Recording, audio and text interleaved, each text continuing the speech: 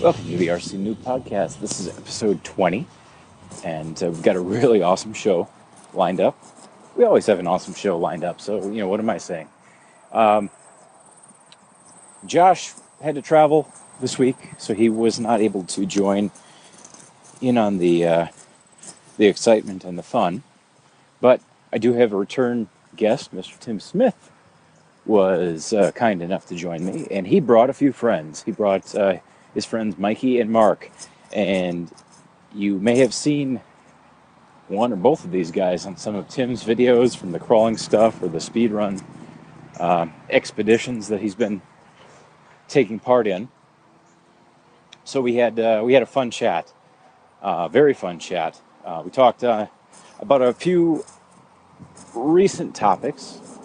Axialfest, Tim went there this past year, so he shared his experiences and pretty much gave a really nice sales pitch on why anybody in the hobby needs to go to Axialfest, and just what to expect when you get there. We also talked about the Yeti, the Axial Yeti, that's been making news. It has been making news. It is news in the RC world, at least from the crawler, not really the crawler side, but the scaler end of things. I'm really not even sure how to classify it. It's a little bit of everything, at least in my mind. It seems to be a little bit of everything. It's a rock racer. It's a crawler. It's a scaler. It's a conglomeration of things. But we talked about the Yeti. Tim has one, lucky guy, and he gave his thoughts on it. Mikey and Mark gave their thoughts on it. I just listened because I don't have one yet. Let's see, what else did we chat about? We chatted about a whole bunch of things. Any show that we get Tim Smith on, it's always entertaining. There's always some stories to tell and listen to. So definitely check that out. Oh, and Tim has a contest. I'm not going to give away what it is. Giveaway. I'm not going to give away what the contest entails. You'll have to listen for that information. So before we get to that conversation, I have a few house cleaning items to talk about. If you've subscribed to our RSS feed for the blog, you may have noticed recently that things have kind of gone nuts. Hopefully in a good way. I've added a section to the website that focuses on, I'm out and about right now, walking. So, Andrew, you won't hear me getting after the throttle at all during this, but I've added a new section to the website focusing on eBay auctions, on forum posts where people are trying to unload their RC gear. If you're looking for a deal, if you're looking to get into maybe a different vehicle or a different genre of the hobby, a different area of the hobby, but you don't necessarily want to go all in on a new rig, check these out. These are some decent deals from what I've been finding. But those are all going into the main feed. So if you subscribe to the blog through RSS, you're going to find, we've upped our output of content a little bit. And a lot of these have been the RC Garage postings. So if you have thoughts one way or the other, good, bad, or indifferent, do you like these RC Garage posts being included in the main feed? Should we take them out? Should we split them off into their own entity? I'm open to feedback on that. I'm still, it's a work in progress, and I'm definitely open to suggestions for how to handle that. I've been playing around with a couple different t-shirt ideas, t-shirt designs. I've had gotten some really awesome feedback on Google Plus and on Facebook and on Twitter for a design. I created a quote-unquote throwback RC Noob logo, and put that on a shirt. I've got a couple other shirt design ideas that I'm working on. So That shirt itself is for sale. So if you want to support the website, support the podcast, show your love for the hobby, show some appreciation to RC Noob, that is greatly appreciated. If you'd consider purchasing a shirt, those are available on the RC Noob store. You can find that at rcnoob.com. I've got a few other, like I said, some ideas for new designs, future designs, and also have some ideas for other t-shirt opportunities. I'm not quite sure how to phrase it yet, but looking at possibly doing a Teespring thing for a couple one-off designs, but we'll tackle that when we get there. On the hobby side, I really haven't done. To be honest, I haven't done a lot this summer with the hobby. It's been a lot busier than I had anticipated. Did some camping. Brought the Smash with us. Between my wife and our 3 kids and all the stuff that we have to bring with us to go camping, there really isn't much room for a 1/10 scale rig, let alone 2 of them. So I brought the ECX Smash with us a few weeks, it's been like a month ago, when we went camping, and I had to push, pull, and drag my oldest son outside. He wanted to stay inside and play Legos or play something, and we're out. Let's just get outdoors, just get your rear end outside. And hey, I brought the Smash, and I had to convince him that it was fun to drive after I had been playing around with it for about 10 minutes, and I didn't want to run the battery down before he got a chance to rip around with it. But he had a good time. He climbed a few hills with it, and we whipped donuts around and hit some jumps and stuff, and it was fun. It's just,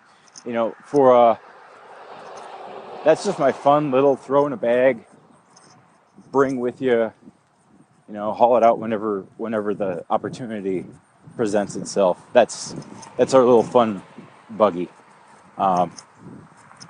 Which, speaking of that, to kind of do a little quick self-promotion here, and then I'll get on with the real show. We had a post. I had written a post a few months ago, maybe a month or so ago, about what's your favorite low cost, low dollar, let's just call it cheap, basher machine. The vehicle that you just bring with you to the park or to a family get together, or not necessarily to show off, but just to haul out and have a good time. What are your favorite vehicles for doing that? And they don't have to be expensive either. I think that's the beauty of some of the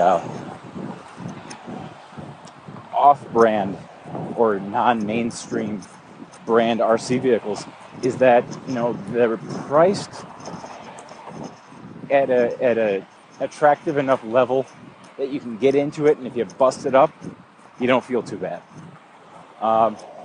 And you might be surprised, some of these can actually take a pretty decent lick, take a pretty decent beating. So, I'm interested in hearing from you, the audience. What are your favorites? What are your favorite off-brand, low-budget, cheap, discount, money-saving bashing machines? Hit me. Let's hear what you have. So, with that, I guess the only other piece of RC news I have is I gave my Jeep body a coat of paint on the front end. I painted the grill area matte black, flat black. So just did that this week, got it all masked off, taped it up, sprayed it, and it looks good. It looks better than I thought.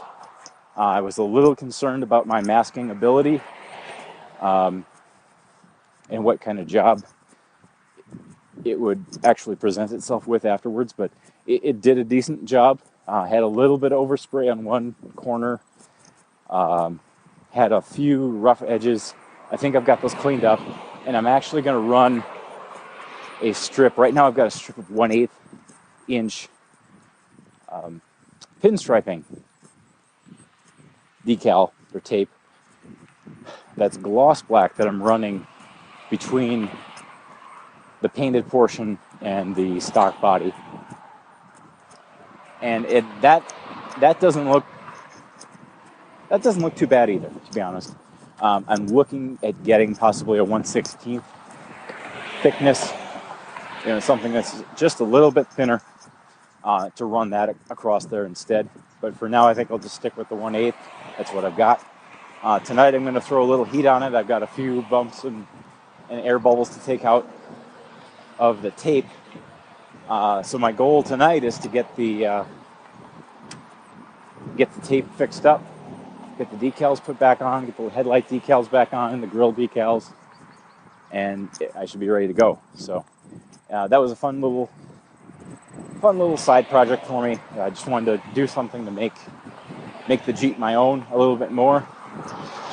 And I had mentioned the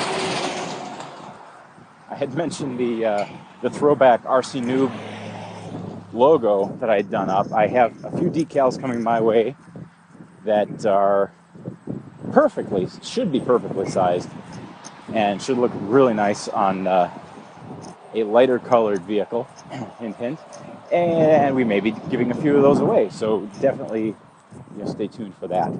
So without further ado, let's get to the conversation between myself, Tim Smith, and his good friends Mikey and Mark, and this is the RC Noob Podcast. See, you guys all met. Well, let's back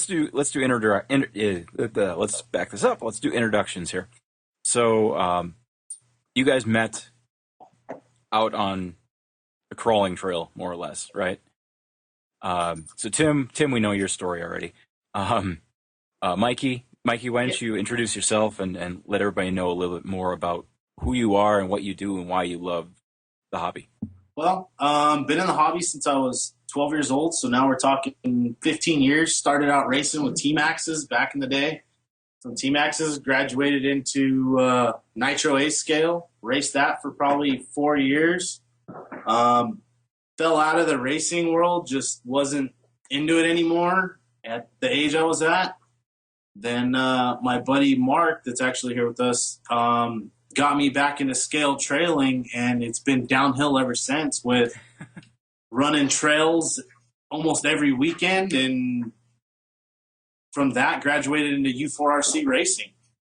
And that's where I'm at right now, and just can't stop. It's an inevitable adventure.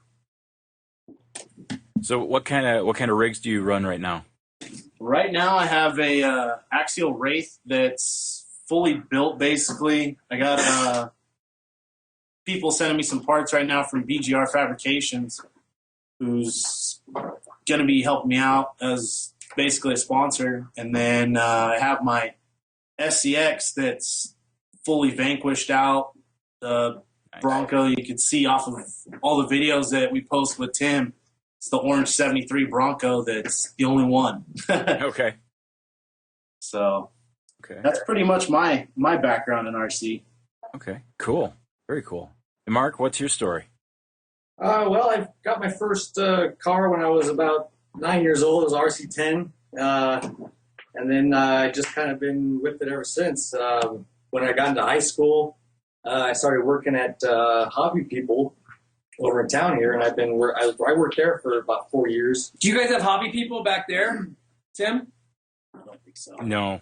It was basically like a discount hobby shop is what it was. Yeah, out here it's a huge string of hobby stores. I mean, it's probably one of the 90% of the hobby stores that we have out here are called Hobby People. And they, really? Okay.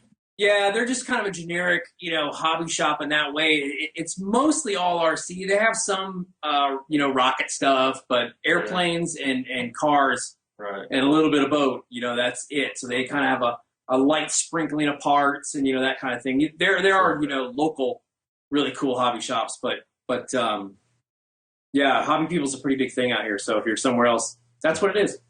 Cool. yeah, I worked there for a little while, and then actually I fell out of the whole I don't know, it was called the hobby altogether. So I just got too busy doing other things and whatnot. And then I just got back into it a few years ago, back when scaling and stuff like that started to get a little more popular and whatnot. And so now I have an Axial SCX that I run, and a Wraith also that I have. And yeah, I just love it. It's just awesome. It's just cool to go out there and hang out, meet people, hike, just enjoy being outside. Yeah, that's what I found too. I don't know if you guys have listened to the show before or not. My background story really isn't that interesting. Yeah, I guess I got my first RC vehicle when I was a kid, 8 or 10 years old or whatever, but it was, a little cheapo plastic thing. Yeah. And kind of got a couple more of those as I went through childhood. Always wanted to get a quote-unquote real RC car, though, and never really scraped together the funds to do it until I became an adult with, responsibilities and whatnot. So about 2 years ago, I got into it. I bought a Traxxas Slash, thought it was the greatest thing in the world, ended up not really using it. And then I picked up a Red Cat Racing RS10 and really fell in love with the crawler side and sold the Slash and picked up an SCX10 at the beginning of this year. And I'm all into the scalar crawler scene. Nice. Yeah, and it suits me better. I like going fast and I like, doing crazy stunts and whatnot, but I like the detail. I like the realism that you get from scalers and crawlers and things like that. So that's cool. That's very cool. And you guys all met out on the trail, more or less. Yeah. We all kind of showed up there. It was kind of our first time for all of it. I mean, for sure, our first time on this trail. I don't know, you guys been out trailing before that? Yeah, me and Mark actually played pretty close to that's right. the area, and then we started playing around on the RC Crawler forum and found a group of people and ended up finding out that we show up on the same day as Tim and just hit it off, and we were kind of just out on our own, just trailing. And ever since, it's been nonstop. Nice. So, okay, I've got a question along that same line. So you guys use RC Crawler to more or less find other folks to hang out with and have fun in the hobby with. The website, you mean? Yeah. So, okay. what? I'm not. I mean, I think I've admitted this many times. I'm really not a fan of forums. Yeah, we don't really go on it I too used much. to be. Okay. But I really fell out of favor with them. It seemed like some of the people that posted, maybe not the people that go there, but some of the people that posted, it felt like they really weren't the most helpful people in the world for a number of reasons. So yeah, forums fell out of favor, but I'll bet we find more places and people to crawl or trail, run, whatever you want to call it. I don't like calling it a crawl because it's not really crawling. You get on a trail and you're kind of going at it. But we find more just in Facebook. I mean, you guys know that. Okay. You see people put up pictures of the rigs, and the next thing you know, we've got a little semi-private group on there that if you message me, if you're out in this area, I'll add you to the group. But we have a pretty semi-private group of guys that all of us get together. Us here and a couple guys from Axial and some things like that, and we get together at different locations all around Southern California. So I mean that's where we found our real groups of people has been on there. It seems it's been a great resource for that. Okay, cool. And the reason I'm asking, my oldest son he shows flashes of being interested in the hobby, and actually he ended up with the RS10 heavily modded and whatnot. So when I can get him pried away from Minecraft or his Legos, then he shows interest in RC stuff. That sounds about right. And he wanted to. I was showing him some videos from Axialfest from this year and last year, and kind of blurted out loud that I personally really want to get there for that event at some point in time. Oh my gosh, we haven't talked about that, have we? Since I went. No, Tim, we have not talked about so much Oh, stuff. well, There's well, that. There's the Yeti. There's you name it. Man, you wanted a topic? We're gonna go crazy. That was, oh my gosh, that was incredible. But finish your question. I'm so sorry, but woohoo! Here we go. So he asked me. So are there events or events like Axialfest for people that don't have axial vehicles? Because he's sitting there with his little red cat. I said, well, yeah, we can just find people that live around here and, go hang out with them. But aside from Facebook and forums, if I lurk more on forums than I post, I don't really think I've actually posted anything on a forum. It's me. But, aside from those two avenues, do you guys think, or do you know of any other good resources for finding, not even clubs, just people locally to go hang out with and enjoy the hobby with? Well, maybe perhaps your local hobby shop. You get people there that they're all there for the same reason. You can even go there and just put up like a little, give them a little card, like, hey, we're looking into crawling in this area, and message me or whatever, email me if you know of any place. That's a really good idea. Think about that.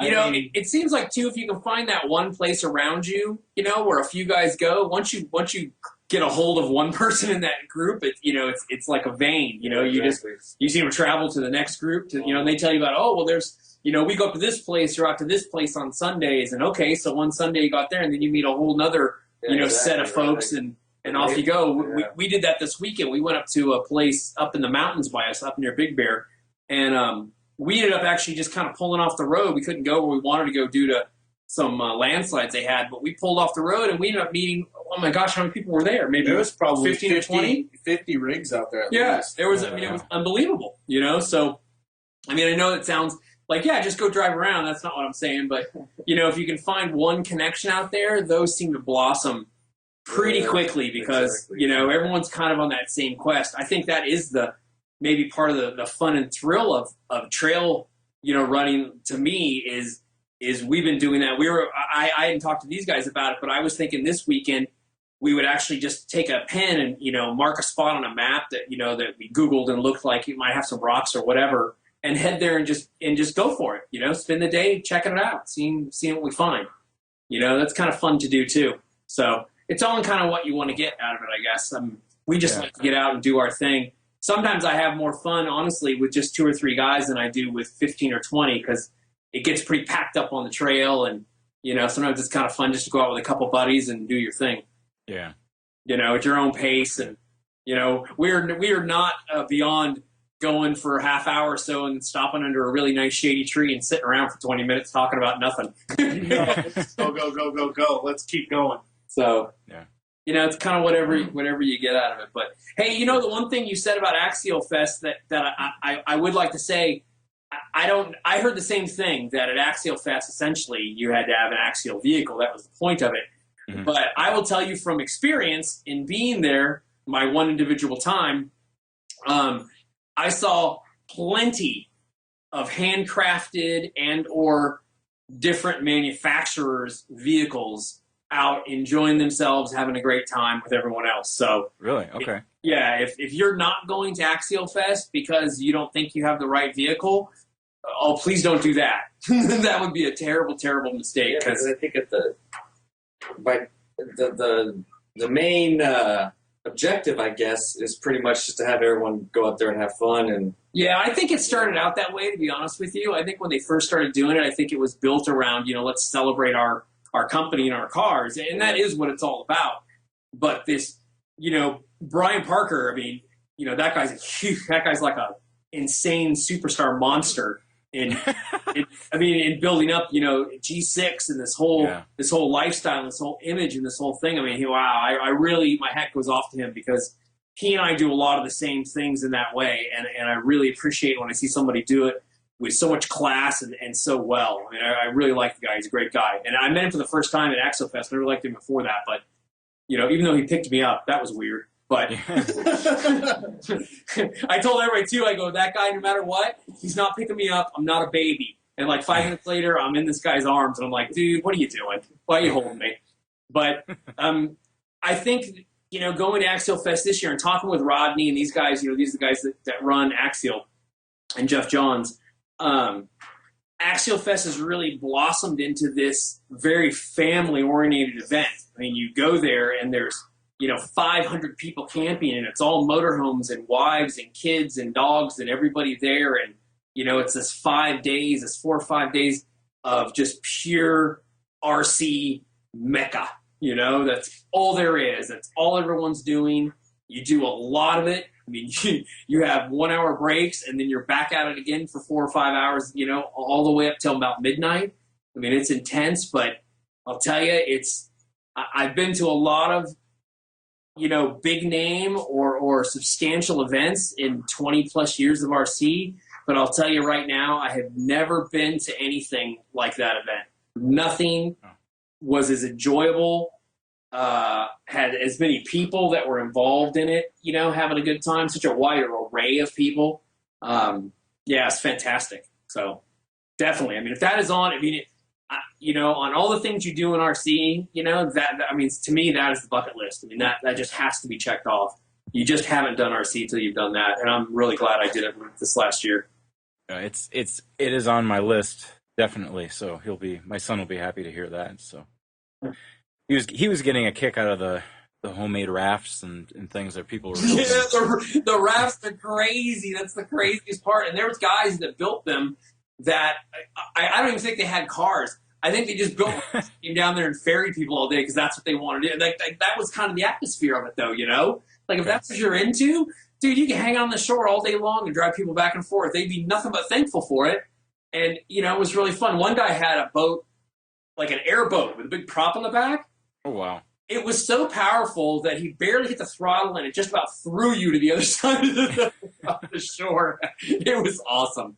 We talked about that, maybe trying to build a big, like a big ferry that we could take like 4 or 5 trucks on at one time.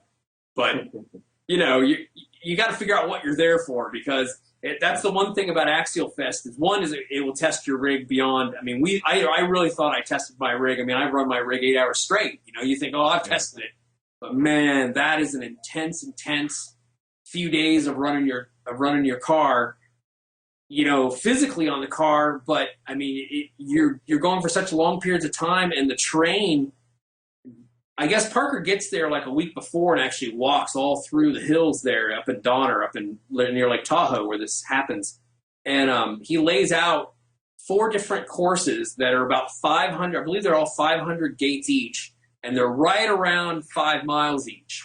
And you run 2 courses each round each time you go. And I mean, they're very demanding. They really take a lot out of you and your driving. You know, I mean, you have places where you have to winch and do all kinds of things. I mean, you go into a pipe that goes underneath a road, and I'm not kidding you, Tim. This pipe is probably 150 yards long, and you're trying to drive your truck from one end all the way other. I mean, if you don't have taillights, you're in big trouble because you're getting about halfway in and you can't see it anymore.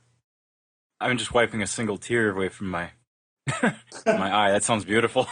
It was beautiful. It was incredible. I came out of there, you know, ranting and raving about what an incredible event it was. And I mean, it's a competitive event. There are winners, there are classes or whatever you want to call it. But how it works is, because I didn't know this either anyway, so I'll just tell people because I don't know if anyone knows how it's run. But let me grab. I actually have a little on the card they give you, your like entry card. It has the breakdown of each day. So on this year's, the way it went was Thursday. They had a driver check-in and then a concourse up in their pavilion. This big like structure, this big open like roofed structure that they have a couple hobby shops set in, and that's where everyone starts off. They have one of those mini, gosh, what do you call those things? The little the starting gate. Yeah, like a starting gate thing, you know, in off road or whatever. So they have one of those, and essentially you have a time like on Saturday. The first stage goes off at this Recon G6 goes off at 8 a.m. And how it works is you just go up there whenever from 8 a.m. on, and you go out whenever. Like every 15 minutes they say go and another group takes off. And so you go up there and kind of wait around for your friends or whatever and they go. But what I noticed was the first maybe 2 or 3 groups, these are the guys that are competing. And I mean, these guys are literally, when they say go, their cars take off and they run the whole time after them. Mind you, this is about 8,000 foot elevation. These guys are running after these cars for 5 miles through the hills. It's an incredible thing to see. So what you do, if you're smart, is you step aside the first few groups that go out, and you let these guys go out because they're going to run and go all crazy. And then you fall into the later groups where all the people like me are, where you wander around and you have some fun and, you know, you maybe drink a couple adult beverages while you cruise around through the woods and drive your car. And that's it. And it's a super great time, you know? Cool. Well, that's a cool breakdown, because I watching the videos, it looks like it's just frantic go go go from the drop of the flag, but it's nice to know that it's more like a 5K or a marathon. You know, you can pick your group and kind of settle in and yeah. I mean, most of make of it what you want. I would say 90% or more of the people there are just there to, you know, be a part of it. They really aren't trying to compete. I mean, I went and I had no intention on competing, nor really do I do next year either. I'm just kind of going there for fun. But like Saturday's kind of the big day. From 8 till 12 is the G6, and that's that you go through 2 of the stages. So you go through essentially 10 miles, 1,000 gates from 2 to 6. So you have 4 hours to do it. So the earlier you go, the more time you have, but it only takes you about 2-3 hours, something like that, it seems, because you're moving along a pretty good pace. And then you come in, and then you've got a couple hours from like noon till 2 for lunch, but that usually turns into like, you know, charging packs or looking over the car or whatever it is, you know, you got to get done. And you get that done, and then you go back out at 2, and that starts the next trail, the next part. And what you end up doing, because there's 4 different trails to go on, you'll run like, say, A and B in the morning, and then you'll run C and D at night, or, you know, they'll switch it around kind of thing. And so you come in and you'll run, well, you come in and you have lunch from like noon to 2, and then you go back out at 2 till 8 o'clock for a challenge, and then you come back in, and then you can go back out at 9 till I think midnight for like a night run. So I mean, you're going pretty much every hour. You only get about an hour or so in between, you know, on the 2 days that they're running hard, but it's intense, awesome experience. So like I said, everybody who's listening, put that on your list. I mean, I don't know what you'd have to do to get here, but, you know, if I have to help you get here, let me know, because it's an awesome thing and it shouldn't be missed. Mikey or Mark, have either of you guys been to Axialfest before? Not yet, but we're all planning on going next year. I think there's a group of about, including Tim, at least 6 of us that I know of that are going up. Oh, nice. Yeah. So, very nice. Yeah, it should be fun. And plus, I mean, everybody else you know that goes up there, and people from all around the world. You get to meet all kinds of people that are just in love with the hobby as much as you are. Yeah.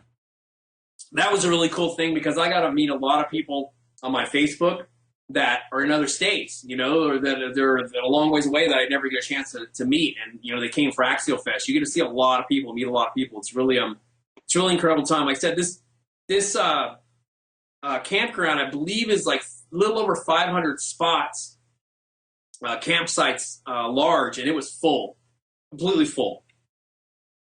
I mean, everywhere you went, there was a motorhome. That's what we talked about doing this year, is maybe renting a motorhome.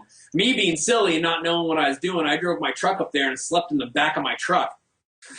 So I barely got sleep. I froze to death. But even with that, and I ate beef jerky the entire weekend. Beef jerky and drank beer. That's all. That was the entire weekend for me there. And Doritos on the way up. There it was. So, yeah, I was feeling great by Sunday afternoon. I'll say that. But I mean, even with that, I'm just not kidding you. It was a fantastic, fantastic time, you know. And like I said, I mean, the whole part about the competitive thing, that was kind of the whole point that I missed, was it's not competitive. So, you know, it's this really fun environment with so many people into what you do. You know, you're into, with an incredibly set up course, and it's really well run. It's really well organized. You know, it's a fun event. I mean, my gosh, I don't know how much more I can sell it. They better give me a free ticket next year. Yeah, definitely. And one for everybody on the show. Hey, yeah. Hey, that's where I got to see the Yeti for the first time. That's what they did this year. They actually had a easy up setup with walls all around it, all black, and you went inside and they sat you down in a chair, And then they uncovered it. It was inside glass, and you could see it, but you couldn't touch it. They took, I don't know how many people they took in there, maybe 15 or 20 different people. They picked. Didn't they do like a manhunt for the Yeti statuettes out in the forest? Yeah. They had, oh, did they get to go in? Maybe that was it. Maybe if you found the Yeti. They had these little cardboard cutout Yetis all over the course throughout the days. And you had to find them, and you marked them down. You got like extra points in the scorecard. Like you fill a little scorecard like in golf. So if you have 500 gates, you have 500 marks on this thing. You mark each gate you went through, and you'd mark down your own penalties. So it's to be legit, but yeah, it had these Yetis everywhere, and you could find them, and you're supposed to get something. Oh, I guess that's what they got. They let them Yeah, see I didn't the find a Yeti. I just got taken in anyways. So, But that was my next. You read my mind. I know. I'm on it right now, man. Beautiful segue. Beautiful It only segue. took about 15 minutes for me to catch the groove, and I'm in it now, baby. Well, you know, Wisconsin to California, it takes a little while for Right. There's always a delay. brainwaves to move. So okay, Yeti. What are your initial impressions after you've run the thing? What are your post-run impressions? Is it broken yet? Well, okay. I got this Yeti from, I don't know if you know who Rodney Wills is. Rodney is the marketing director of Axial. And so he calls me up and he's like, hey man, let's go have lunch. I'm really close to maybe 10 minutes from them. And so he's like, hey, let's go have lunch. So we go have lunch, and he tells, well, I brought him the car I ran 24 hours. I'd been meaning to bring it to him, and I just hadn't done it. So I looked at it enough here on my shelf, and I thought it's time it went there. They stuck it in their lobby, which is kind of cool. So it's just sitting out there. Nice. So if you go to Axial, you can see it. But so I give him the car, and he's like, here, I got something for you. And I'm like, sweet. So he gives me this box, and it's, you know how they come in that Axial outer box where you can't see what it is? Right. And I'm like, what is it? And I'm thinking he just gave me another, poison spider or something to replace the one I was giving him back. And I'm like, cool, what is it? And he spins it around, and right at the very bottom, it's marked Yeti. Oh, wow. Yeah, and so I was stoked. So I came home and opened it up, and, I'd taken that poison spider out of the box and ran it for 24 hours, and I was super impressed with that car, to be honest with you. I mean, it really survived a beating, but it has a toyish quality to it, it's a lot of plastic, and it's not really fast, and it's, kind of is what it is. It's kind of an entry-level car in my mind. It is what an RTR in my mind kind of is, right? And so I really didn't expect more out of the Yeti than that. I thought, it's going to be cool. I've already seen it, so I know what it looks like. I know it's kind of different. It kind of reminds me of a frog a little bit. And so I thought, it'll just be the same kind of thing. And boy was I surprised, because it seems like they really took the time to figure out a really serious balance of power in that car. Even on 2 cells, it's got really good power. I mean, it runs hard. On 3 cells, it's nearly just insane, but it's controllable at the same time. So, I really like it like that, but I've taken it. I haven't done any upgrades on it. Like you see all these guys online, they've all gotten them, and it seems like they want to change everything on it. And I kind of want to run it the way it is. I mean, that's kind of the whole point of it, right? They give it to you to run it. What's the good in changing it? I can build something else, but I want to run it how they built it. And so it's real fun, because the last few times we've taken it out with us when we go out on trail runs, and there's always a few people that I don't know or whatever, that all of a sudden this car comes out of my truck and we start driving the parking lot. People, this weekend, all I can hear is people go, what? Is that a Yeti? What is that? Freaking out. They can't believe what they're seeing. And that car has a lot of hype going. It's kind of fun like that.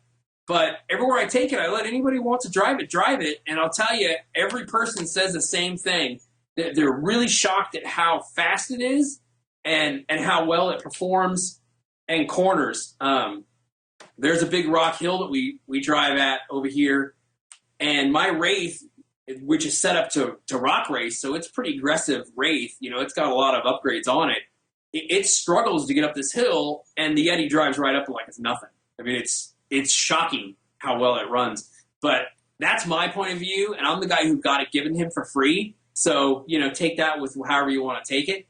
But I know Mikey and Mark have both run it extensively, and so I'll let them tell you their opinions of it. Sure. And, go from there. Yeah, when I took it off from the first time I seen it was we're actually playing out on the trail at the loop, and he pulls it out and hands it to me and goes, "Here, drive it." And I go, "What?" And he goes, "Here, drive it." And I'm like, "All right." I go, "Can I beat on it?" He goes, "Drive it like you stole it." And I started driving it, and I went up that rock hill as fast as I could, went up to the top, flipped it on its lid on purpose, and watched it tumble and pinned it right out of the gate to see how durable it was. And I did that for probably, I don't know, 10, 15 minutes straight. This hill's probably, what, 35, 40 feet high? Yeah, straight rock mountain. And Okay. It's substantial. It did not break. And I tried to break it. Yeah. And Yeah, I came tumbling down the hill probably 20, 30 times.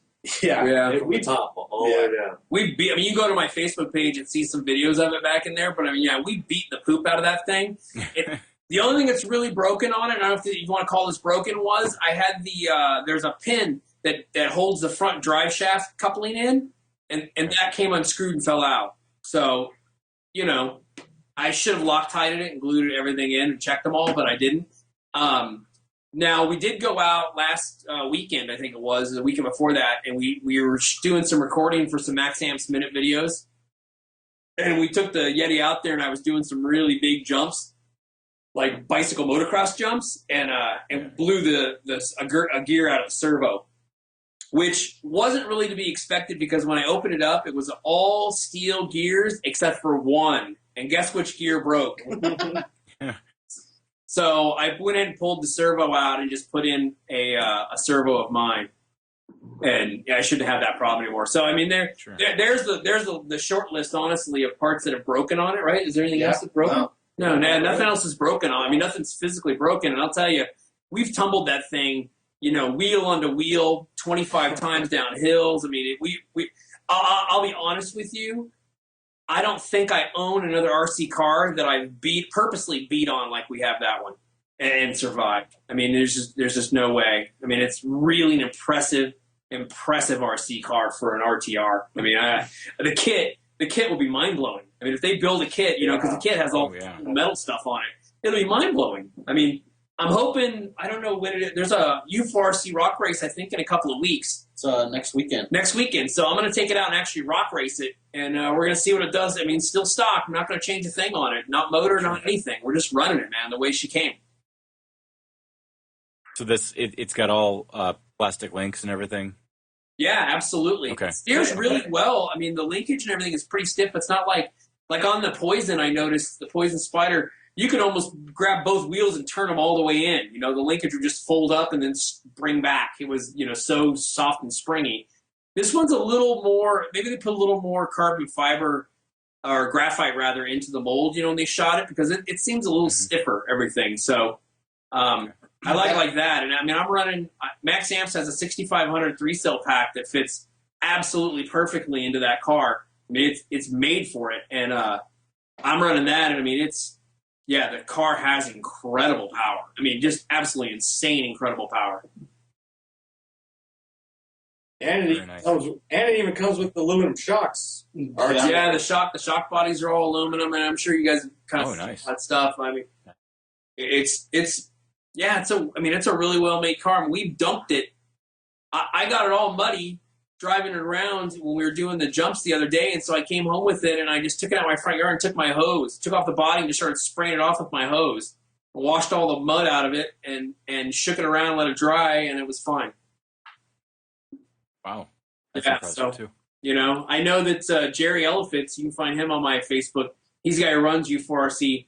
Yeah. I believe if you go to his page, he's got some video of them running that thing. I mean, they're running off a waterfall. The whole car goes completely under the water. I mean, it's gone, and then it comes driving out through the rocks like some crazy ocean monster, and just keeps on going, man. I mean, I've never built one of these waterproof cars, so this is kind of a weird thing. I can feel so wrong. You're not supposed to put electronics into water. Like it's wrong as it gets. So. Yeah, I haven't been one to run and run it through water that much, but the little I have, it seems to not care. Yeah, I'm getting my details a little fuzzy between when that came out and I think ECX launched, or not ECX, but Terra launched some stuff, so I'm getting my technical specs a little crossed up. But what is that running a brushed or brushless system? It's a brushless motor. It's a 3300, I think, something like that. I can pull it down from the shelf and look. Yeah, I'll look right now. But it's just basically basically a Castle, speed control Castle motor style. Okay. Just probably rebranded, 3150 kV. It's a 3150 kV. Okay. Yeah. So it's great for 3-cells, and when they come out with this shiftable transmission, I guess that'll be the next thing to hit the market. That'll be something, because you probably really can't crawl the thing and really can run the thing, That'll be nice. Yeah, it'll be incredible. That'll be really nice. So, okay, so you've run a twin hammers before, you've run a Wraith, you've run the Yeti. Mm-hmm. Looking at those 3 vehicles, I guess, trying to compare the 3, putting them on even footing, which, if somebody's just looking to get into a crawler rock racer, something that can do a little bit of everything, what would you push them towards? What would you suggest they look at? First? I get that question actually a lot, and I'll tell you the answer. This is kind of a non-committal answer, because in some ways, at the end of the day, in this answer, it has to be what you want. But the first thing I always tell people is, okay, these are the 2 items you need to focus on. One is 1.9 tires and 2.2 tires. Those are a big deal when you're out on the trail. They make a sizable difference in how well or how easy you can get over one thing or another. 1.9s make it very challenging, but it's very fun in that sense. The harder it is sometimes, the more fun it is. I have to winch this instead. A guy with 2.2s seems like they can drive right over everything. Right. So there's kind of that. You kind of have to, and sometimes I kind of judge the person. If it's a really younger but a younger kid whose first real experience, then I would tend to want to give them a 2.2 because it's a simpler truck.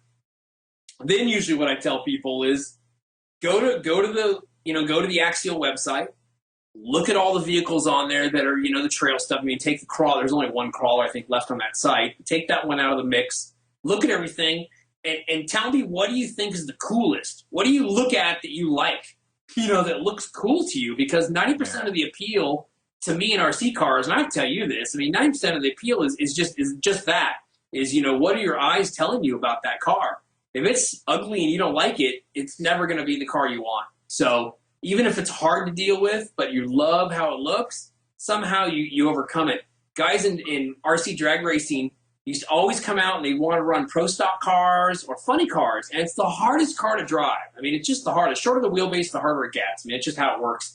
And they always wanted to do it when they first came out because it's the car they love. I love real pro stock cars, so I want to run the RC version. I always tell them, oh, no, run a rail for a season or 2. It's, get it figured out, and no. And they always go that way because you go with what your heart wants. So in the RC thing, I just figure, in the trail thing, I just figure, pick the tire as far as the ability goes, because you can always put 2.2s on a honcho. There's no rule saying you can't do that. You can always, fill the wheels with lead so the thing just sticks to everything. I mean, we trail with guys that have been trailing for years that must have 7 pounds of lead in their cars. I mean, they're ridiculous, So, I mean, there's no real, because it's not racing, not competitive. That's why I always come back to, what looks cool to you? What do you like? Do you like a truck? Do you like a Jeep? Do you want to put people in it? Do you want to put, a sleeping bag on it and an extra tire, and you want to have headlights? I mean, what do you want out of this thing? What are you looking for? And then it becomes pretty easy to pick a car at that point. So there's my take on it. But because I got totally off track, but going back to those 3 cars that we talked about, they're hard to compare because they're really different in so many ways. I really like the twin hammers, how it performs and how it acts. It's kind of a lower center of gravity car. It's a little smaller. You can be a little rougher with it and run the car harder. But it's a terrible car to work on. It's absolutely horrible. And then I love the Yeti, and the Wraith is, as far as 2.2 cars go, I think it's a really cool car. You can certainly make it look scale, do some fun scale stuff with it. But I'm telling you, I'm a huge lover of the Yeti right now. I think it overpowers all my other cars. Wow. So I mean, they're expensive impressive. and they're stuck in some container somewhere in the middle of the Pacific, I think. But I'm telling you, if you're some guy asked me, he said, I'm thinking about buying whatever car this was, like a race or whatever. I'm like, you know what? Save an extra $100 and buy an Act, or save it up and buy the Yeti. I think you'll be happier in the long run. What's the Yeti retailing for? I think it's $4.25. I think it's 420. Okay. yeah. 29. Okay. So you figure a Poison Spider's right there at the same price as that. Oh, is it? Yeah, Oh, okay. for a ready Okay. Spicer. Yeah, they're right at 400. And I'll tell you, they put those tires on that thing, the same tires that they have on the they put the same tires that they have on that Poison Spider. And to look at them and to feel them, they're really hard. They don't seem impressive, but I'll tell you what, those things. What tire is that? That's the stock BFG crawler tire that Yeah, it's kind of hard. It's a little bit plasticky or whatever. But man, I don't know what it is about that tire. I ran the 24-hour car and it rocked, and they came stock on the Yeti and they rocked. So I don't know. The guys at Team Ot6 Tires, I think, Ot6. contacted me the other day to send me these tires. I believe I saw set out at the last U4 race, and from what I could tell, for like a 2.2 tire, these were really incredible looking tires. So yeah, they've actually released the photos of them now. yeah, if you're looking for some 2.2 tires, man, I would hit up this Ot6 Racing. They look like they're making some pretty cool stuff. I'm supposed to get a set here in probably a few days, and I'll either report back to you or we'll get a report up to everybody on how they are. Yeah, and I'll definitely put a link in the show notes to the site. I don't believe I've heard of them Yeah, they seem kind of new. yet. Okay. Yeah, I think they're only making the 2.2 tire, but I'm almost positive I saw a set on a certain driver's car. I won't even give him away out at the U4 race. I think he was just testing them for him. And I walked by. I mean, how often do you walk by and look at a set of tires and stop and go, oh, what are those? And they were really impressive looking. They looked right. They looked proportionate. They looked like they would work. Like sometimes you just have to look at a tire, and you just feel like that's the one that's supposed to work. So we'll see. It's their first tire for like the U4 industry. They've been known for a while in the comp crawler rigs, like the MOA rigs and stuff like that. So, I mean, they've been around for a while in those.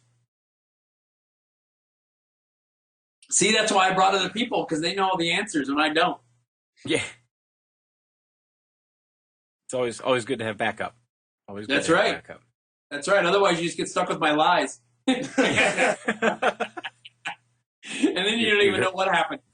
No, I know Tim said that. I heard it. Yeah, it doesn't matter. It was a lie.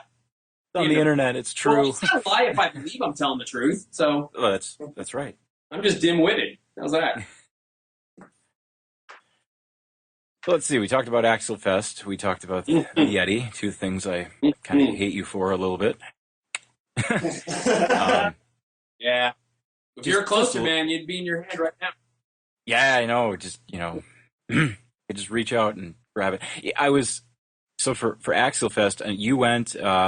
Mike Baker went. I've been friends with a bunch of other people that were there, and it's like you guys all suck. Yeah. Well, so I was living vicariously through Facebook for a while. I did it kind of on the cuff. I mean, I left here Friday at like noon or 1 or something like that. Me and I went and picked up Brian Jones for you crawler guys.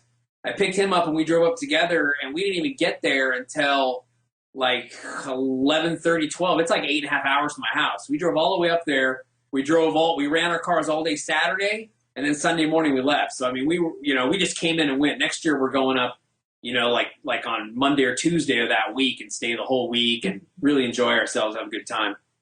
Sure. And do something besides sleep in the back of my truck. I figured out why all those people ate each other up at Donner Pass at about 3 in the morning when I was sleeping in the back of my truck. Made perfect sense. And they weren't in the back of trucks either. Had a little buffer. Yeah. Well, I don't know, though. I just had a covered wagon. I was out in it. Yeah. Although I did have an air mattress, and I know they did not have that. And you had beef jerky and beer. I did. I did. I had You win. beer and a lot of Doritos. A lot of Doritos. There you go. You should hit them up for sponsorship. next Doritos? year. Oh, Yeah. I better hit up Jenny Craig right after it, too.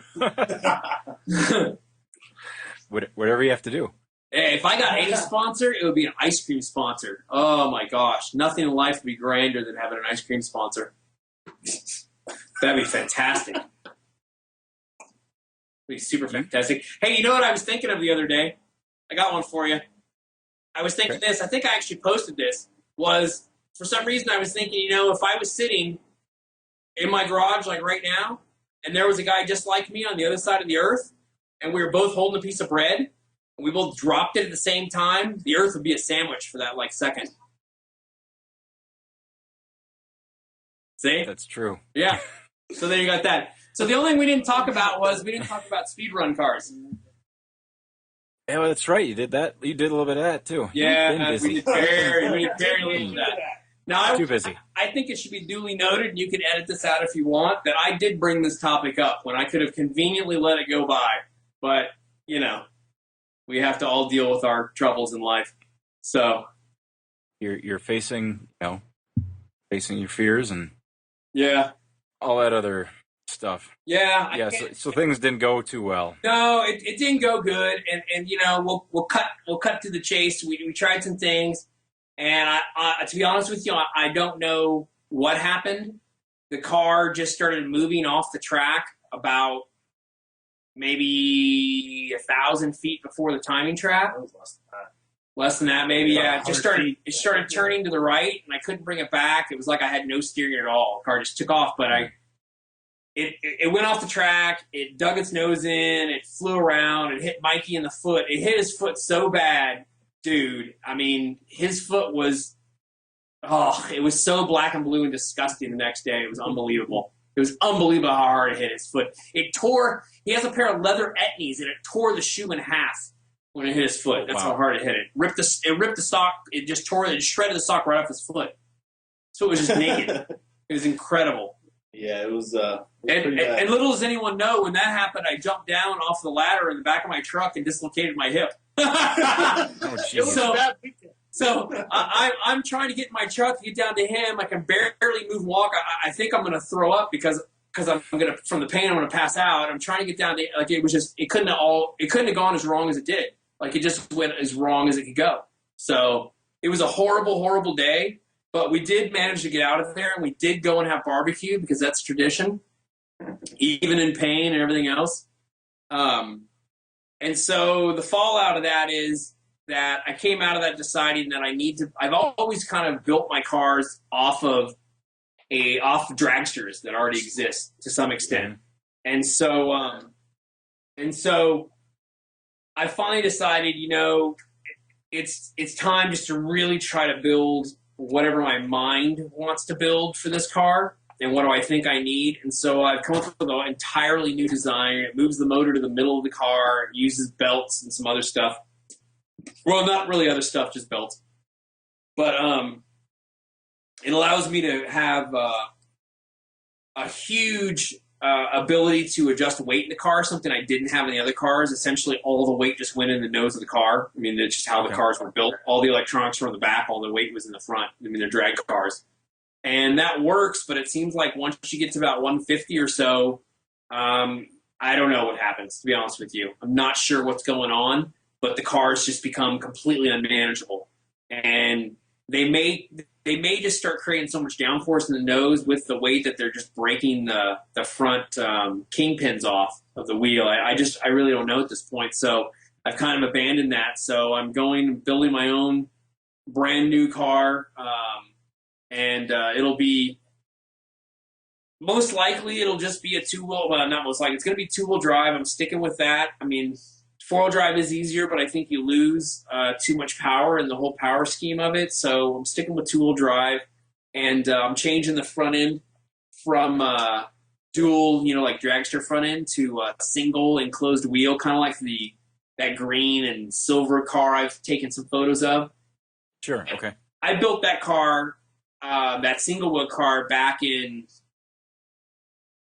the late 90s, early 2000s, I guess. I mean, I had this idea for this car a long, long time ago, and it has a lot of huge advantages as far as how the car steers. I mean, it's not so much the car goes straighter, which it kind of does, but the deal is when you're steering the car at that speed, any tilt in the chassis tends to unload one of the two wheels in the rear, and then that causes all kinds of problems, obviously, when you're trying to accelerate as hard as I am.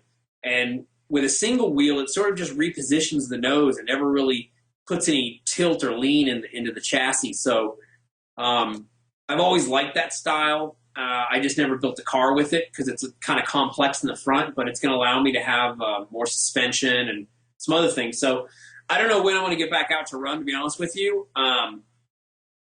It just it's going to be the thing of building this car. But, as you know and everybody knows, I'm pretty open. I put everything on Facebook. I don't hide much. So, it'll be on there. And as we build it, it'll be on there. I'm starting on some bodies right now. Actually, I'm starting on a mold and starting to work on some bodies. And, I would like to think that within a couple of months, I might be looking at making a run. But, that's the hopeful side. We'll see how it goes and how it is. Whenever you're building something, there's always some issue. So, yeah. Well, good. Best of luck with that. Thanks. New design and new build and. Yeah, 200 miles an hour might be getting away from me at this point. We'll see. I know that my competitor has run 196, I think, if not faster, and so it's it's an any day kind of thing. So I knew when we left the track that day that if I decided to go down the path of if I abandoned what I'd been working on because I just didn't have any more belief in it, that chances were I was going to lose that ability to get to 200 first. And so I just kind of had to accept that and thought, am I in this for the long haul? Am I just in this just to go really fast, or is 200, really all there is to it, in me? And I thought, no, I really just want to go fast. So I want to build the car that I think will be really cool, regardless of whether it goes fast or not. I think this is the car I want to build. And so, sure. Why not? Why not do it? If it happens, it happens. If it doesn't, it doesn't. I mean, that's kind of been the scheme all along with these cars. I mean, you can't plan on anything for sure. It takes a long time and a lot of runs to get to the point where Nick is at right now. I mean, this is a guy that's been running. He's been trying to go 200 miles an hour for probably 8 or 9 years, I think. So, rightfully, if anyone gets it, it should be him. But, if I have a chance to get to it first, I'm certainly going to try. I'm certainly not going to wait around for him to have it, that's for sure. But taking on a new car, I don't know how that's going to go because I know even once I have the car in my hands, it's going to be a longer testing process. There's going to be many trips going out running 90, 100 miles an hour just trying to get everything to work right. So, yeah, I've got a friend I went to high school with. We're friends on Facebook and posted the last 2 times Nick has upped his speed ante. He's posted links on my wall, and it's like I get a lot of Tim doesn't see this. But no, I know you guys have history and good, bad, or indifferent. But I've got to just tip my hat to both of you guys for going at it. And I of people, of the few people on this planet, I only know maybe really one other guy that knows what this takes, and not just what it takes.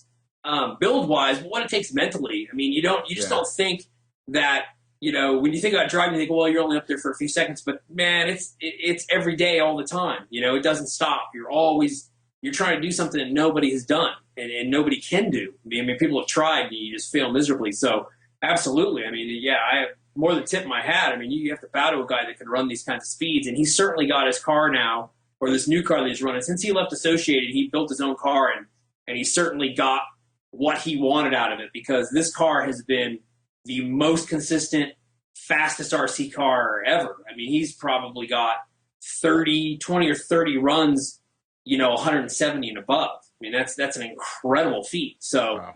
He's got it figured out.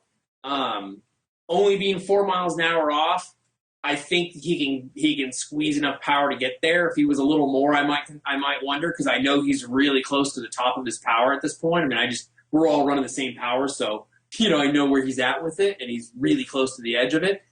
But the only thing I am going for me is he lives way out here in California by me, and he uses a runway or a taxiway, it looks like, that's in I believe Utah or something like that. But it's a big deal when he goes there. So it takes a few months before he can, he can't just go back out next week and run. So I'm fairly certain he'll do it next time he goes out. And I would probably gather it's going to be in the next, month or two, depending on weather and whatever else comes up. So, I expect to see that video really soon. But like I said, again, if he leaves the door cracked open, I'm not too proud to sneak in it really quickly when he ain't looking. So Hey, nothing wrong with that. Oh, absolutely. And somebody wants to run 225 with me, I'll give it a shot too. So I would like to think in some ways that our ill relationship spurred him to get to this point, because I know it spurred me in some ways to keep going when I didn't want to. Having competition is fun. I love being competitive with people, and so I hope that is the case, because he's done a lot. He's done a lot to this point. So we never really talk about that, and he may think whatever he thinks about me or thinks I think of him, but the truth of that whole matter is that he's done some incredible things. He's the one who got me into speedrun, back into the speedrun racing in the first place. So he has no one to blame but himself. I'm sure he rules the day that he invited me out. What was I thinking? I hate that guy. So whatever. Like I said, I would love to get it, but if anyone's gonna get it, rightfully that's the person that should get it. That's the person that should go 200 first. But it's a cool feather to have. Absolutely, someone's going to do it, and it's going to happen soon. People are getting closer. Although, I guess realistically, probably just he and I are the only ones that are close, and he much closer than I. So, I don't know anyone else is even in the ball game. Well, I should warn you, Tim, that my oldest son wants to build a speed car after seeing some of your YouTube videos. There you go. To which my response was the biggest facepalm ever. Yeah, that's the worst thing to do. You want to burn up some money fast? Woo! Try to go fast. It only costs money. Yeah. That's all. And the faster you go, the more it costs. Yeah, look. And those videos that he watched of yours prompted so many more questions. Yeah, you should bring him on the show. He's away at Grandma and Grandpa's today, but he definitely wants to chat with you because he's got a ton of questions. Yeah, right on. That'll be super fun. That you saw the pictures of the batteries that were all bent up and caught fire and all that, right? Yeah. Yeah, that's a little over $300 worth of LiPo cells. Huh. Yeah, they just go bye-bye. The motor is another $250 or so. The speed control is about the same, $250, $300. The chassis, these is just numbers if you're going to put it together, not the time to lay up a carbon fiber body or those things. Like there's big money, and I understand why people don't do it, because people get into it, they try it 2 or 3 times, they burn up a couple speed controls and go, that's enough of that. But going fast is addictive, Once you get a taste of it, it's hard not to want to go back. That is true. That is true. Well, the cool, fun thing about the hobby is there's, something for the fast people. There's something for the folks that like to slow things down. And Tim, you like a little bit of everything. And Mikey and Mark, sounds like you guys like a little bit of everything too. So there's something to find for almost anybody. There certainly is. When I started doing crawling or trail stuff, I know people, it was funny to hear people like, what? You go so fast. Like it seemed out of their minds that someone who really tries to go as faster than everybody else wants to go slowest as anyone else, I guess, or whatever. But it's not. The speed is its own addiction and its own challenges and all those things, and it's really fun. But trailing, and that's something I think there's a lot of people that hit me up that are off-road racers or whatever that think of trailing as like crawling like the old days, or whatever that old day was with some guys. All these guys gather up in a barn in their suspenders and overalls and drive their really weird looking bug looking RC cars over rocks, through the barn, and that's it. And that's not all what trailing is. Trailing is just, it's almost like, I guess it's like hiking in a sense, because we tend to go out, at least out here in California, we tend to find riverbeds and those kinds of things, and drive, see if you can get your car from one end to the other. That's kind of what it's all about. See if you can get there. Yeah. you know, as raw and open as it is, or cut a trail and make it look cool, whatever you want to do. But trailing it's just a different thing. It's not competitive, but it's challenging, you know, for sure. I mean, to get your car to last, get yourself to last. I mean, it's hot. Like out here, it's 100 degrees, and you're tromping around for, you know, 3 hours after your car in the sun, and you know, it's something. But it's a good time with a lot of people, and I think I mentioned this last time. I'm always blown away at how many older guys I see out doing it, you know, because I think it's guys that maybe were competitive racers and maybe weren't at all and just want to do some RC but aren't, you know, they're not. This is a perfect thing. They get together with their buddies on a Saturday or Sunday and spend a couple hours in the morning and off they go, you know? Yeah. So we're hitting about an hour mark. Yeah, we're right on time, baby. Yeah, wow. And my English just went out the window. At which point I have to... it was all over it. I wrapped it up right on there, right on the number. Like a pro. Dude, I owe you some money, I think. That's very well done. Very well done. So, Tim, I'm sure everybody that has listened to the show before knows how to check out your stuff. But if you're new to the show, how do you you can go ahead and brag about yourself? Find me on Facebook at Tim Smith Racing.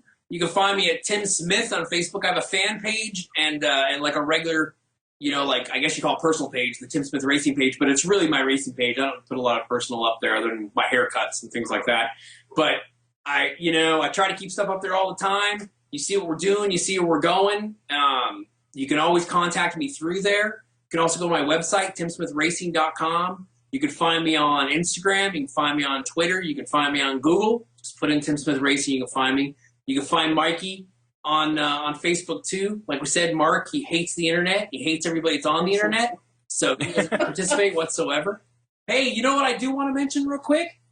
Sure. And this will probably come out just about the right time is I have a new sponsor called the Toyz RC. They're a hobby shop. They're an awesome hobby shop, by the way. I mean, customer service-wise, I seem to have the best. The people that support me seem to be the best customer service places around because coming home today, I got a message from somebody who had to deal with Dan at Max Amps. He's like, I just wanted to tell you that guy was so awesome and helped me out, and I didn't know what he did for him, but this guy took the time to message me to tell me how great his experience was with Dan at Max Amps. So, you know, I'm just really fortunate in that way. But RJ at the Toyz, he has this awesome hobby shop, online hobby shop. He sells stuff on eBay and all that. And he's giving me all kinds of cool little scale stuff, license plates, propane tanks, sleeping bags, you know, all these kinds of little, you know, cool scale items. And so I'm going to have a contest, and you guys can totally help me with the contest. The contest I want to do is like this. I'll have so much of this stuff that I think anyone who enters the contest correctly will win. So the contest is this. You have to take 3 photos, maybe 2, but right now, until we sort out, it'll be 3 photos. And I'm going to give you specific instructions on each photo and specifically where each photo has to be posted. One has to be on my Tim Smith Racing page, one has to be on my Tim Smith page, and one has to be on the Toyz RC page. I'm going to put all this up on my Facebook, so you'll totally get it there. But okay. One of the photos, I want to have the person who owns the car take a picture of themselves wearing their car as a hat, their favorite car. That's the first picture, okay? So get your cameras ready and get your pictures taken, because I'm going to give several days for this contest too. And so I'm going to take, if 25 people all do it right, I'm going to send 25 people grab bags full of cool stuff. So that's all I'm telling you. I don't know what you're going to get, but you're going to get a bunch of cool stuff. And that's, I mean, free stuff is always awesome in my book. So the first picture is you have to take a picture of your favorite RC car as a hat. You have to wear it as a hat. I'll give you special bonus points if you can get anyone over the age of 18 to do it for you. Because kids under 18, that doesn't work, because you can make your kids do it. But over 18, good luck. Because if you can get your wife to hold a car on her head like a hat and let you take a picture of it, you're a better man than me. So there's that. So extra bonus points. So any ideas? Anybody give me an idea for the next picture? What would be another cool RC picture? Because I have a third one. So if you guys have it, I'll give you guys a minute to think about another one. I want you guys to give me an idea. My next picture is that you're required to take is a picture of you driving your RC car with you, your radio, and your car all in one picture. So I can see you driving. I know you're driving. Don't just stand there and not be driving it and take a picture. I want to see some dirt, or I want to see something happening, so I know you're driving that car. But I want to see you, your smiley face, your radio, and your car. So that's picture 2. So picture 1 is you with your favorite car as your hat, and picture 2 is you, your radio, and your car in motion, doing it out there somewhere. That's the 2 pictures. So what are your guys' suggestions for the 3rd picture? Anyone? Dead air. Come on, guys. That's Yeah, so hard. yeah. I don't know how you can top a hat. Well, yeah, you have to wear the whole car as a hat, right? Not just the body. Yeah, the whole car. Not The just whole the body. car. Okay. Not just the body. Gotta be the whole car. I want to see the car because I want to see what kind of car you got. And I want to see your face. And everybody wants to. So yeah. This goes for any car, right? Not just necessarily a crawler. It goes for any No, car. any out there. RC car. And the Any thing RC is, car. like my wife was like, oh, we'll have him take a picture, in front of at Target. And I'm like, well, but the thing is I have some people that are in different places that may not have a Target. So it's got to be something that anyone can do. And I figure anyone can wear it as a hat. Here we go. Pull the car up to the gas pump at a gas station. Take a picture of your car in front of a gas pump at a gas station. How's that? There's gas stations. There you go. Like it? Are you down with that one? Nice. That's good. Yeah. Okay. So we have wear your hat, wear your car as your hat. Take a picture of yourself wearing your car as your hat. Take a picture of your car, your radio, and you all doing something at the same time. Impossible, dude. And then the last picture is, what's the last picture of? Where your what? Mark's wearing your truck as a hat right Oh, now. have your car Yeah. at a gas pump. Your car in front of a gas pump. See, we should make them have to pump gas. Act like you're Act like you're in filling front of gas. a gas pump, but you have to act like you're pumping gas in it. There That it could is. be a little dangerous, though. Yeah. Yeah, okay, just at a gas station. I'd Just say in at a front of gas- any gas station, even if it's out in front of the gas station. I don't And the care. rocks or anything. Yeah, even if whatever. you're in the rocks yeah, it'd be even cool. I'll give you bonus points if you're actually driving it like in the parkway in front of it, like in the rocks. I'll totally throw in bonus stuff. So anybody does this, that's how it's gonna work. So those are the 3 pictures, and I'll post up where you gotta put those 3 pictures. And if you do it right, you're gonna get a bunch of stuff in the mail. I promise you that. You're gonna get a bunch of stuff in the mail. Thanks to the Toyz RC, RJ at the Toyz RC. So that's the contest. We're gonna do it this week. And actually I'll probably put it up. When are you gonna have this up? Right, tomorrow or next day? I probably won't be able to edit until this weekend. Saturday. So Yeah, next week, early next Saturday, weekend. Thursday, isn't it? Early next week. Yeah. Okay, so then we'll start the contest on Monday, and we'll go all the way through the week. How's that? You think you can have it up by Monday? Oh, yeah. Okay, because I just don't want anyone to hear this late and feel like, oh, how come I didn't hear it in time, So I'll do In 10 years, when somebody downloads this, they're going to be disappointed. well, if they don't listen till the very end, they'll be disappointed. Put it Yeah. this is the very end for the contest. Yeah, well, I mean, I'll put it on my Facebook, but yeah, if you do it on Monday, I'll set up the contest and we'll go on Monday, and it'll be fun. Sure. 3 pictures. Very awesome. Yeah. So why not do some contests? Yeah. I like giving stuff away. I get stuff all the time, and I don't need it. I mean, I don't really need it, and people are so generous to give me cool stuff. So,